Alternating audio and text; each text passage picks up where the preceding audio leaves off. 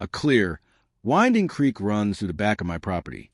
It's been there for generations, passed down through my family like a treasured heirloom, a quiet ribbon of water cutting through our own private sanctuary. But the peace didn't last. When a flashy new upscale housing development sprang up next door, everything changed. The HOA that governed this pristine neighborhood was led by some of the most entitled people I've ever encountered. To them, my creek wasn't a natural treasure. It was a nuisance. They complained it attracted insects, that the sound of rushing water disturbed their evenings. I tried to explain the creek's ecological value and how it handled natural drainage for the entire region, but they refused to listen. Then one morning, I woke to the roar of heavy equipment. I rushed outside and froze in disbelief. A construction crew hired by the HOA was dumping concrete straight into my creek. They were installing a massive culvert, a giant concrete pipe, to rear out the water and pave over its natural course. I was livid. This was my land. I showed them the property markers. I called the police. I held up my deed like it was a shield. The foreman, chatting casually on the phone with the HOA president, just shrugged. He claimed they had a permit for drainage improvements and told me to take it up with the HOA. The police arrived, listened, and said it was a civil matter. No direct threat, no intervention. I stood there helpless as they entombed my family's creek beneath a slab of cold gray concrete. I hired a lawyer immediately.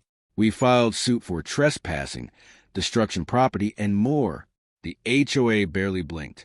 They had deep pockets and an army of attorneys who buried us in motions, delays, and procedural tricks. They argued my creek was a public nuisance and that their construction was a benefit to the community. It was outrageous. They had invaded my land, destroyed part of it, and somehow twisted the story to make me look unreasonable. The court battle dragged on for months, draining my savings and testing my patience. Meanwhile, the creek's water was forced through their narrow, poorly designed pipe. But I know my land. I had warned them that the creek wasn't decorative. It was a main drainage channel for a massive watershed. For generations, during heavy rains, it would swell and overflow its banks, spreading water safely across the floodplain. Land my property was perfectly suited to absorb. It was nature's design. Their concrete pipe? A choke point. A tiny choke point. I told their engineers. I told their attorneys. I told any homeowner willing to hear me out. They brushed it off. They trusted blueprints over biology. They believed their modern engineering could overpower nature. So I waited. The legal case crept forward at its usual glacial pace. Then the rainy season arrived. At first, it was gentle showers. Then it turned relentless. Weeks of pounding rain, heavier than I'd seen in years. The kind that makes the earth tremble and rivers roar. I stood on my porch and watched. The creek transformed into a raging torrent, slamming against the entrance of that concrete culvert. Within hours, the pipe was overwhelmed. It was like forcing a river through a straw. The water had nowhere to go. It backed up fast. It pooled across my land first, exactly as it always had. But it didn't stop rising. Soon it crested their artificial barrier and spilled into their immaculate development. It began with shallow puddles dotting manicured lawns. Then the rain intensified. The puddles deepened into ponds. The ponds expanded into lakes. Their entire multimillion-dollar neighborhood sat in a natural basin, a floodplain that had existed long before their homes. Denied its historic path through my creek, the water reclaimed its territory. It was staggering to witness.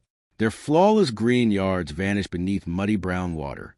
The flood crept up driveways, swallowing luxury vehicles. It pressed against the foundations of towering houses. The neighborhood they were so proud of morphed into a swamp. The very improvement they forced onto my land had become their undoing.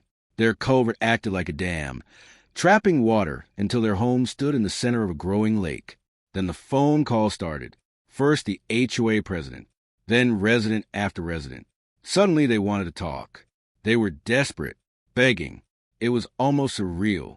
They asked me to fix it, as if I could command the water to retreat. These were the same people who mocked my warnings. I calmly reminded them that this was, in their own words, a community improvement issue.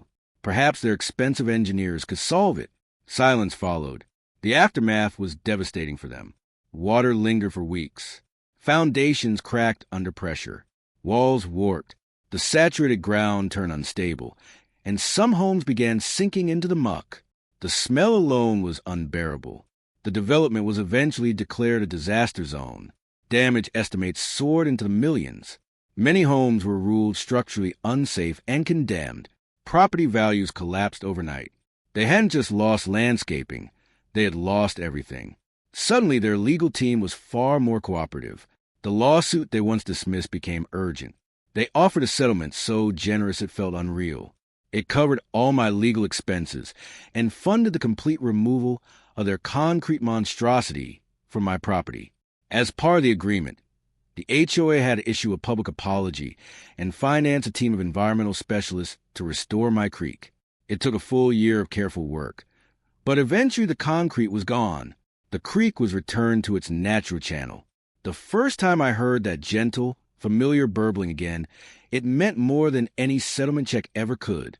The ruins of their once luxurious homes next door stood as a permanent reminder of what arrogance can cost. They tried to overpower nature, to reshape it for their convenience.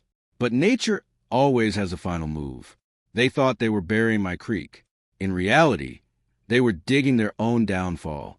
Never underestimate the land. Never underestimate nature. And never underestimate a landowner who understands both.